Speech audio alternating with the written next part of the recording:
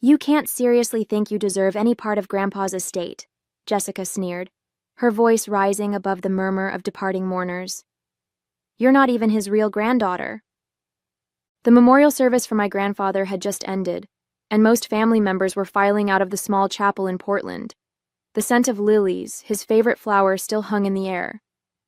That's not fair, Jessica, I responded, trying to keep my voice steady. Grandpa Robert never made that distinction.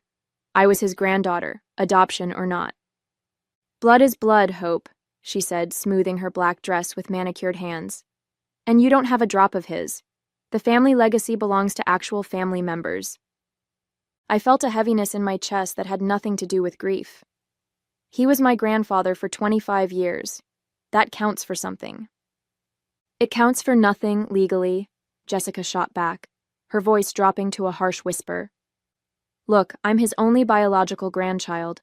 Everything should come to me. If you fight this, you'll just embarrass yourself. My name is Hope Smith, 27 years old, adopted as a toddler by my parents, David and Catherine. My grandfather Robert was the one person who never made me feel less than because of my adoption.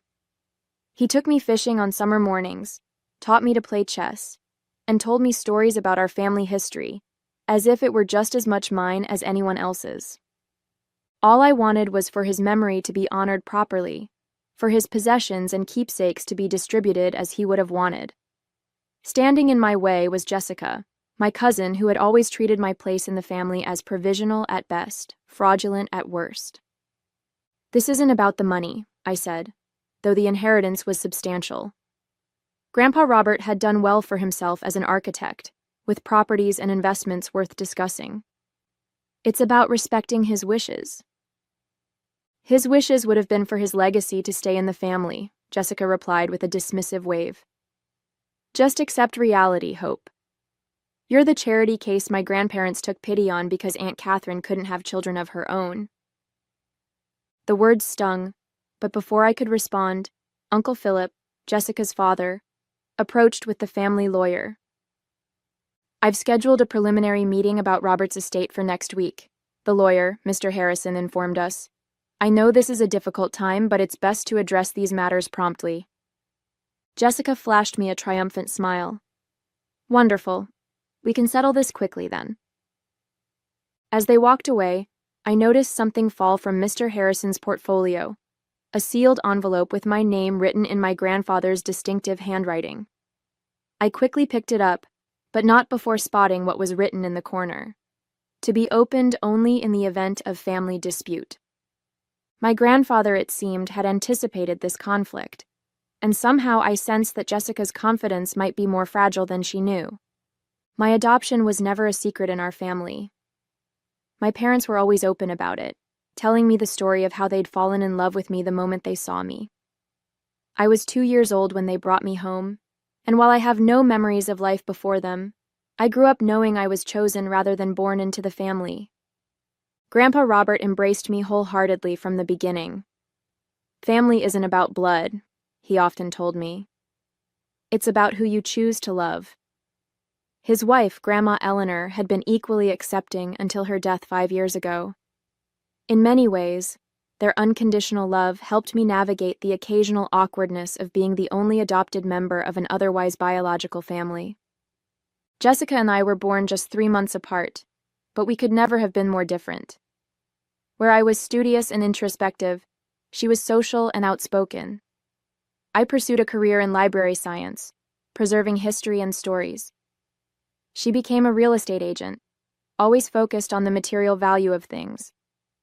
Our childhood was peppered with minor competitions, usual cousin rivalry, but there had always been an undercurrent of something more hostile from her side. You're so lucky, she once told me when we were teenagers. You get to be part of the family without having to deal with the expectations. Nobody makes you learn about the family business or attend those boring historical society events. She didn't realize that I would have welcomed those expectations. Instead, I had to insert myself, always volunteering to help Grandpa with his architectural archives or asking to attend the historical society gatherings. I wanted that connection to a past I hadn't biologically shared. Grandpa seemed to understand. He made special time for me, sharing family stories and teaching me about our heritage. "You're a Smith now," he'd say. "That history belongs to you too." He gave me a beautiful leather-bound journal for my 18th birthday, filled with family photographs, anecdotes, and his own sketches of significant places in our family history. Jessica received a similar gift, a gold locket with Grandma Eleanor's portrait inside. She wore it occasionally, usually during family gatherings when it would be noticed, but I slept with my journal beside my bed for years. Our relationship deteriorated further after Grandpa Robert's health began to fail. Jessica visited him infrequently, always with expensive gifts but rarely with time to spare. I visited weekly, often reading to him or simply sitting in companionable silence while he dozed. Sometimes I caught him watching me with an expression I couldn't quite decipher, something between concern and determination. Once, when I was helping him organize his desk, I found adoption papers among his files. Not mine, but far older ones. When I asked about them, he quickly tucked them away. "That's a story for another time," he said. "When it's needed." I didn't press him then. Now I wonder if I should have. The day of the preliminary meeting arrived with a dreary Portland rain that matched my mood. I arrived early at Mr. Harrison's office, only to find Jessica and Uncle Philip already there, huddled in conversation with the lawyer. They fell silent when I entered, exchanging glances that made my stomach tighten. "Hope, thank you for joining us," Mr. Harrison said, gesturing to the remaining chair. "We were just discussing some preliminary matters." "I'm sure you were," I replied, taking my seat and placing my grandfather's sealed envelope on the table in front of me. I hadn't opened it yet, wanting to respect his wishes about the timing. Jessica's eyes darted to the envelope. "What's that?" "Something Grandpa left for me," I said simply. Mr. Harrison cleared his throat. "Yes, well, Robert left several personal messages. But first, let's discuss the general structure of the estate." He outlined the assets: the historic family home in Portland's West Hills, a vacation property on the Oregon coast, investment accounts, and a collection of rare architectural drawings valued at over $500,000. It was substantial, more than I had realized. "Now, to the matter of distribution," Mr. Harrison continued. "Robert's will specifies that the estate should be divided equally between his two grandchildren." "What?" Jessica blurted, her composure slipping. "That can't be right." Mr. Harrison adjusted his glasses. "I assure you, the will is quite clear." "But she's adopted," Uncle Philip interjected, pointing at me. "She's not a blood relative." "The will specifically names Hope Smith as a beneficiary," the lawyer replied firmly. Jessica's face flushed with anger. "This is absurd. My grandfather wouldn't have wanted family heirlooms going to someone who isn't even family." "I am family," I said quietly. "Not in any way that counts," Jessica snapped. She turned to Mr. Harrison. "I want to contest the will. She must have manipulated him when he was ill. There's no other explanation." "That's a serious accusation," Mr. Harrison replied, his tone sharpening. "It's the only logical explanation," Jessica insisted. "She spent all that time with him when he was vulnerable, reading to him, helping with his papers. Who knows what she was really doing?" The implication stung. "I was being a granddaughter," I said. "Something you apparently couldn't be bothered to do." "You're not his granddaughter," Jessica was shouting now. "You're just some random child my aunt and uncle picked up because they couldn't have kids of their own. You have no right to his legacy, no right to anything with the Smith name on it." The room fell silent. Even Uncle Philip looked uncomfortable. "Jessica," I began, my voice shaking despite my efforts to control it. "Grandpa Robert never saw me as less than family." "Then he was either senile or too kind for his own good," she replied coldly. "Either way, I demand a formal investigation into the circumstances surrounding his will. I am the only true Smith grandchild, and I won't let you steal what rightfully belongs to me."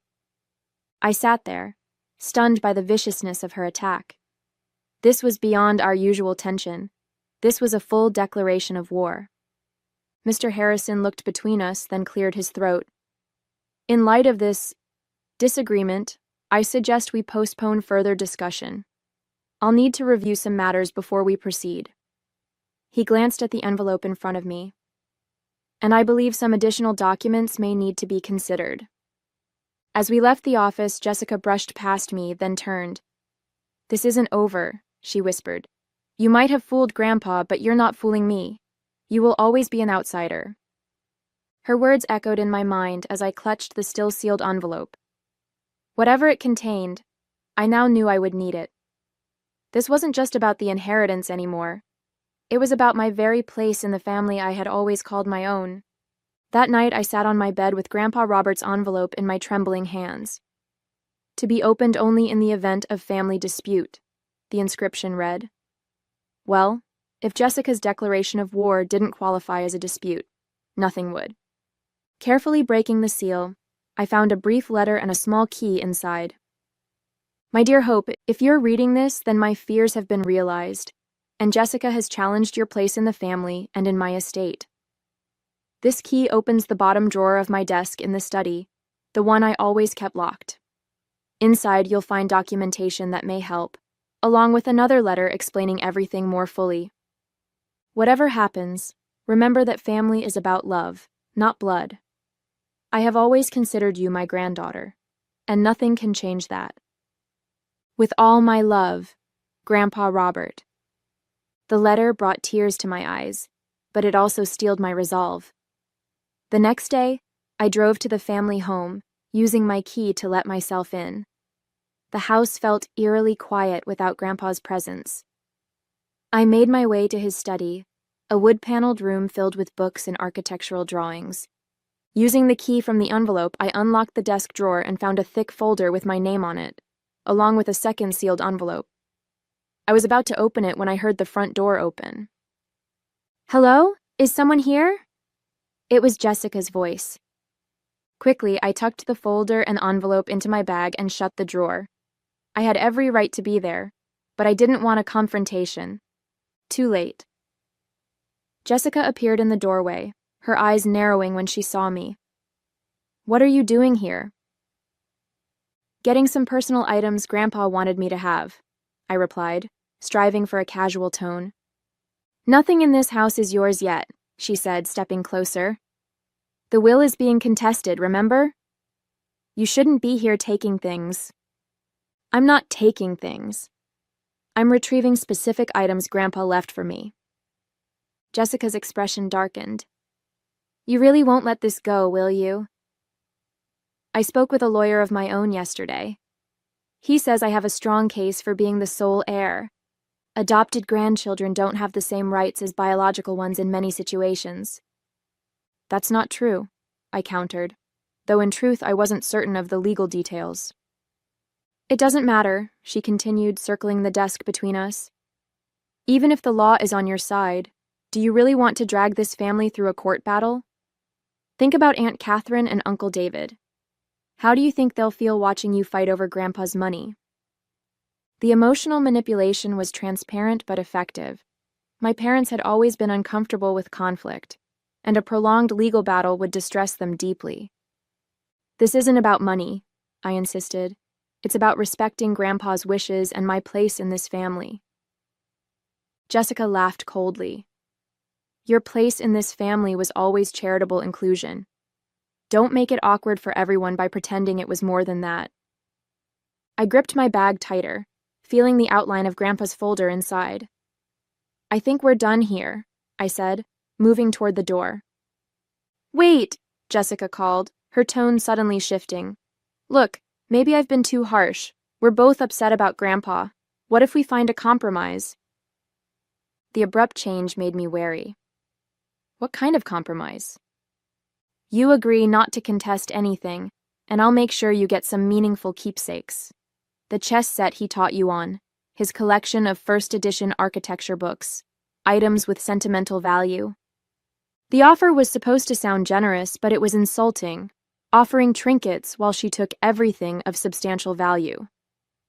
"I'll consider it," I said, not wanting to show my hand yet. "But I need time to think." Jessica smiled, obviously believing she had won. "Of course. Take all the time you need. Just don't contact me until you've made your decision. I prefer to handle this through the lawyers anyway." "Fine," I agreed. "I won't contact you until everything is settled." Her smile widened. "As if I'd need anything from you," she laughed. "This is just me being kind." As I left the house, clutching my bag with Grandpa's documents inside, I felt both anger and determination. Jessica thought she was being magnanimous, offering crumbs from what she saw as her rightful inheritance. But Grandpa had left me something that might change everything, and I intended to find out what it was. Back at my apartment, I opened the folder and began reading through the documents. What I found left me breathless. Grandpa Robert had indeed anticipated this conflict, and had prepared for it far more thoroughly than either Jessica or I could have imagined. The folder contained documents dating back over 60 years, beginning with a set of yellowed papers I initially didn't understand. Birth certificates, death certificates, adoption papers, none bearing names I recognized immediately. Then I came to the second sealed envelope. Inside was a lengthy letter in my grandfather's handwriting, dated just 6 months before his death. "My dearest Hope, what I'm about to tell you is a family secret I've kept for most of my life. I always intended to share it eventually, but perhaps I waited too long. I am not a Smith by birth.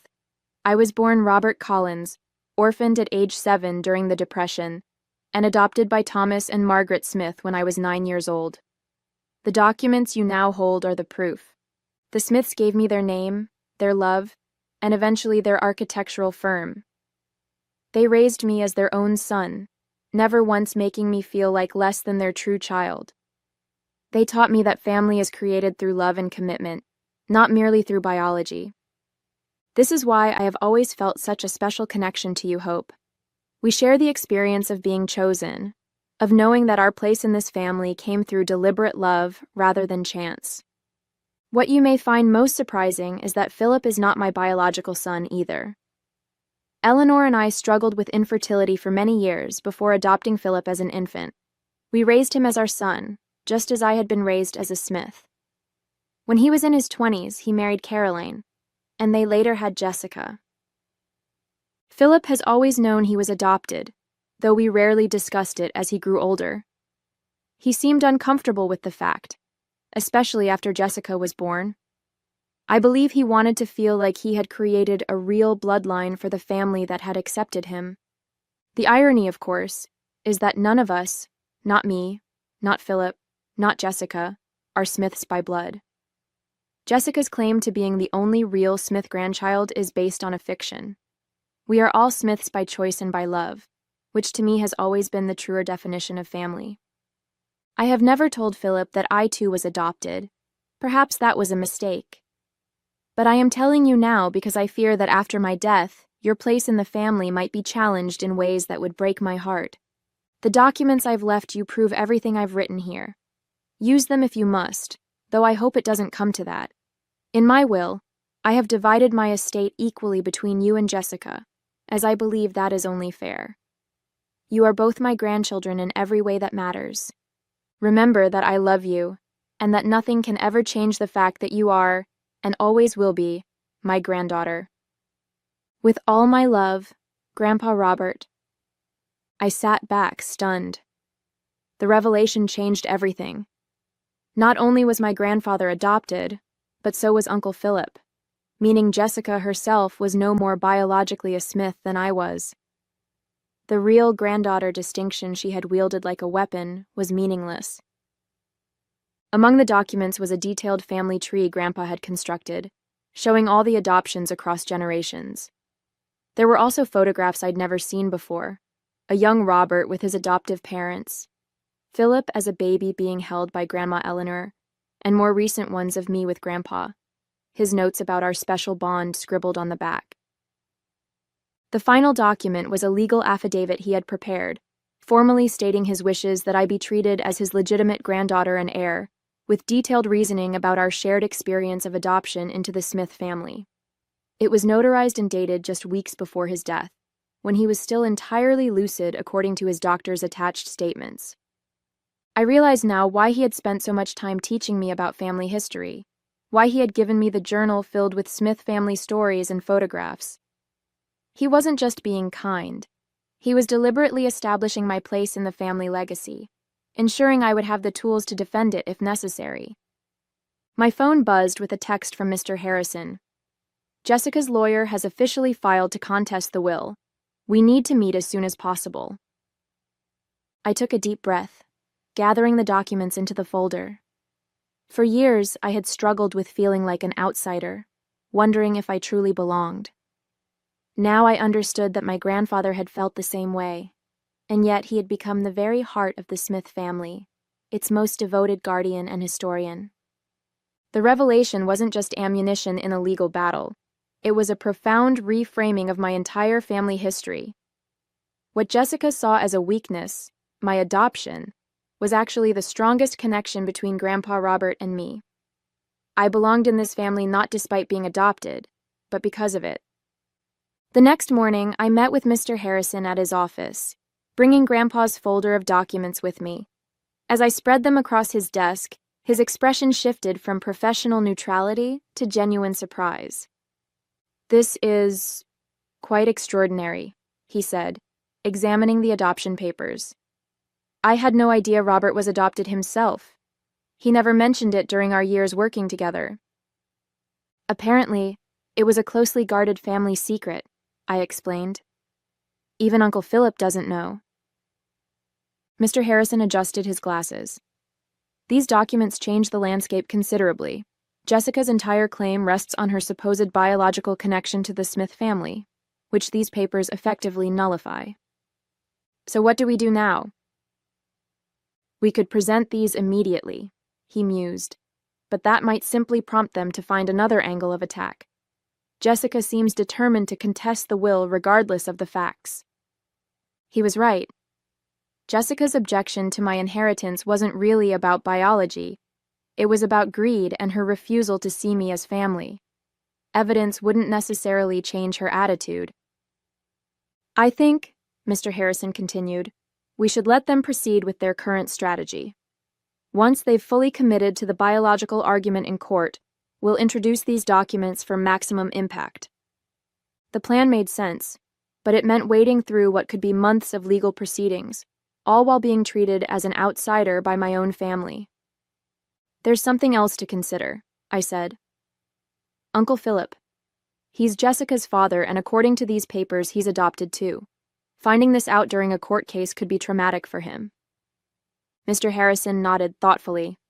"A valid concern. Perhaps we should approach him privately before things escalate further." The next day, I invited Uncle Philip to meet at a quiet cafe downtown. He arrived looking harried, his expression wary when he saw me.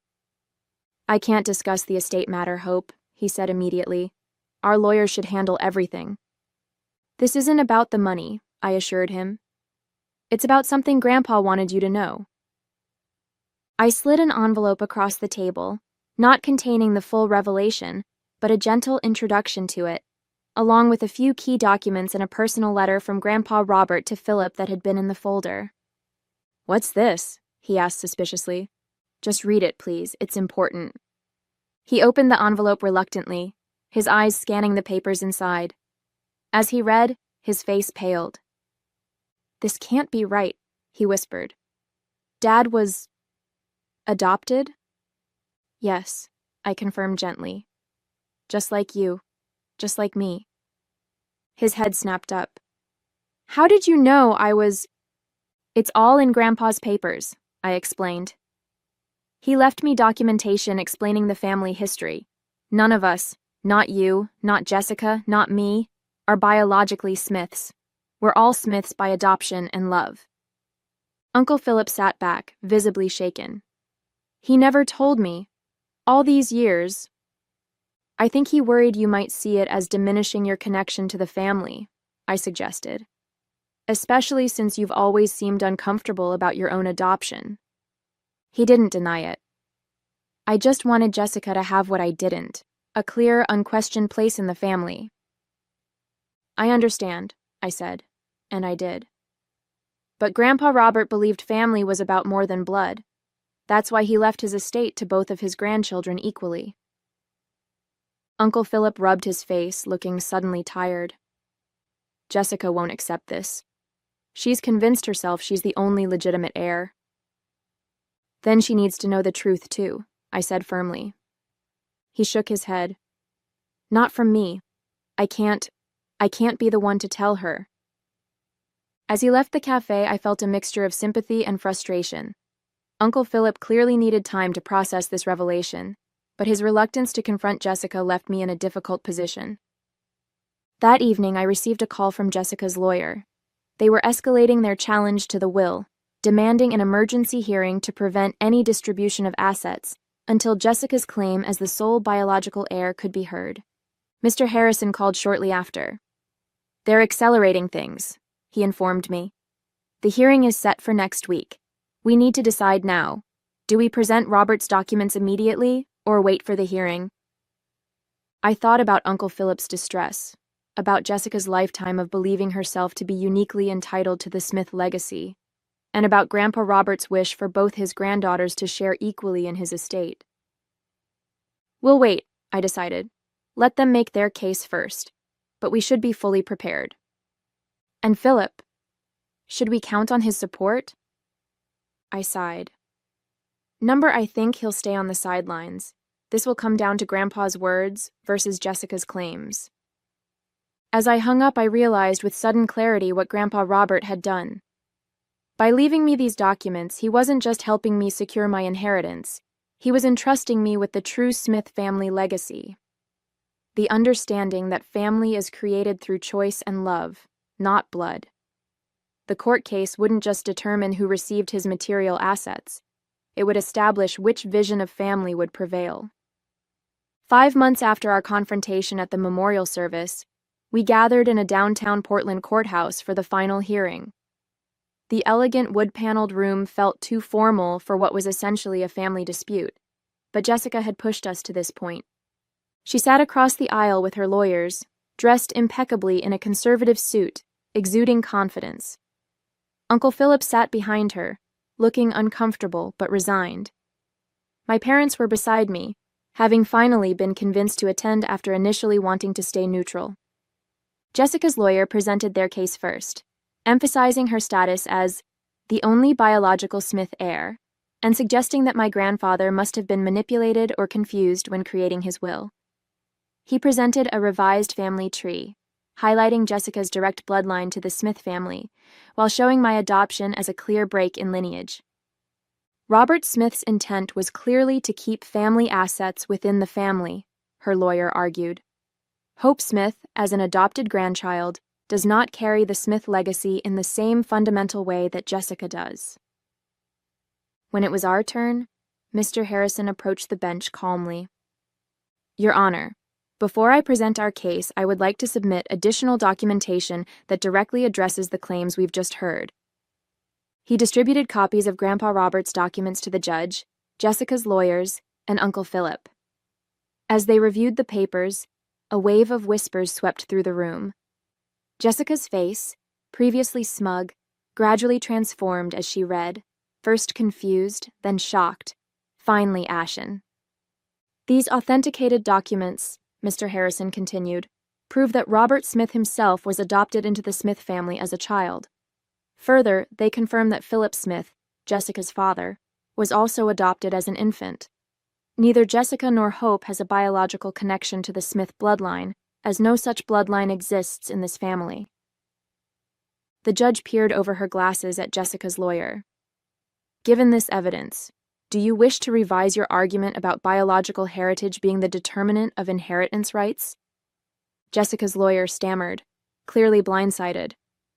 Jessica herself sat frozen, the papers trembling in her hands. I met her eyes across the courtroom. For once, she had nothing to say, no cutting remark, no dismissive comment about my place in the family. The foundation of her entire claim had just crumbled beneath her. The true Smith legacy wasn't in blood but in love, exactly as Grandpa Robert had always believed. Case dismissed, the judge declared, after Jessica's lawyers withdrew their petition. The will shall be executed as written, with the estate divided equally between both grandchildren. Outside the courthouse, rain had given way to tentative sunshine, a perfect Portland spring day. Jessica stood alone on the steps, still clutching the documents that had shattered her worldview. When she saw me approach, she visibly stiffened. "Why didn't you tell me?" she demanded, her voice hoarse. "You let me go in there and humiliate myself." "You wouldn't have believed me," I replied simply. "And you made it clear you didn't want to hear from me until the estate was settled." She looked away. "My whole life, Dad told me how important it was to continue the Smith family line. How I was special because I was carrying on Grandpa's legacy." Her laugh was bitter. "What a joke! There is no Smith bloodline." "There is a Smith legacy, though," I said. "Just not the one you thought. Grandpa believed family was created through love and choice, not blood. That's why he was so accepting of my adoption. Because he was adopted too. That's the real Smith tradition." Uncle Philip approached hesitantly. "I'm sorry, Jessica. I should have told you about my adoption years ago. I just wanted you to feel secure in your place in the family." "By letting me believe a lie?" she challenged. "By letting you know you were loved," he countered. Jessica fell silent, the reality of our shared family history finally sinking in. In the end, we honored Grandpa Robert's wishes. The estate was divided equally, with Jessica receiving the coastal property she had always loved, while I took the family home in Portland. The architectural drawings we agreed to donate to the university where Grandpa had taught, ensuring his professional legacy would continue to inspire future generations. As for our relationship, Jessica and I aren't close. Too much has happened for an instant reconciliation. But at a small gathering to distribute Grandpa's personal effects, she approached me with his chess set in her hands. "He taught you to play on this," she said, offering it to me. "You should have it." It wasn't an apology, not exactly. But it was an acknowledgement, a small recognition that we were both Smiths. Not by blood, but by something far more meaningful. By Grandpa Robert's deliberate, enduring love. As I placed the chess set in my car, I found myself smiling. Grandpa had given me more than an equal share of his estate. He had given me the truth that had guided his life. That family is who you choose, and who chooses you in return. That was a legacy worth more than any inheritance, and one I intended to honor for the rest of my life.